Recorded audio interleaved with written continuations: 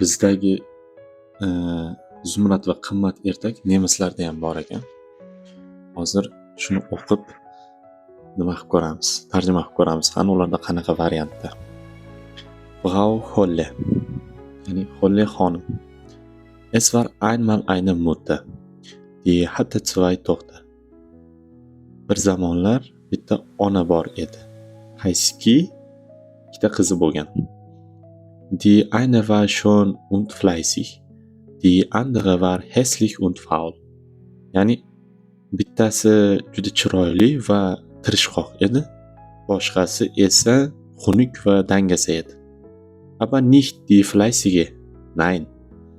Die faule war Mutters Lieblings. Ya'ni lekin tirishqog'i emas, yo'q. Dangasasi onasining, ya'ni sevimlisi edi.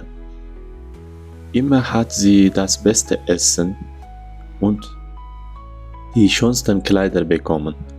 Har doim u eng yaxshi ovqatlar va eng chiroyli kiyimlarga ega bo'lardi. Und die fleißige, tirishqog'ichi, sie muss die ganze Hausarbeit machen.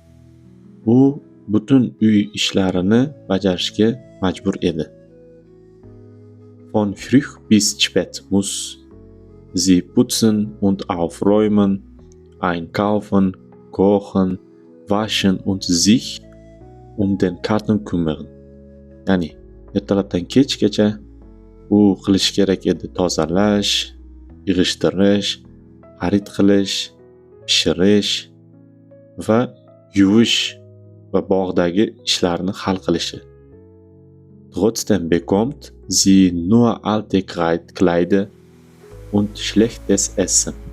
Shunga qaramasdan ega bo'lardi u eski kiyimlar va yomon ovqatlarga.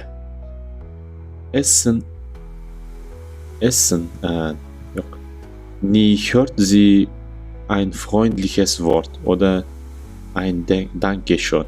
Ya'ni hech qachon eshitmasdi do'stona so'zlar, ya'ni chiroyli so'zlar yoki rahmatlar. Wasser zum Kochen und Waschen holt sie aus einem tiefen Brunnen im Garten. Ya'ni suvni o'sha pishirishga va kir yuvishlarga bog'dagi bitta quduqdan olib kelardi. Ein Tages passt sie nicht richtig auf. Ya'ni bir kuni yaxshi e'tibor bermadi. Und fällt in Brunnen. Und fällt in den Brunnen. Ya'ni nimaga quduqqa tushib ketdi, yiqildi. Sie fällt und fällt. U yiqilaverdi, ya'ni tushib ketaverdi. Und plötzlich wird alles um sie herum schwarz. Ya'ni to'satdan uning atrofida hamma joy qop-qorong'i edi. Endi davomi yo'q buni. Lekin bulardagi variant sal boshqacharoq ekan.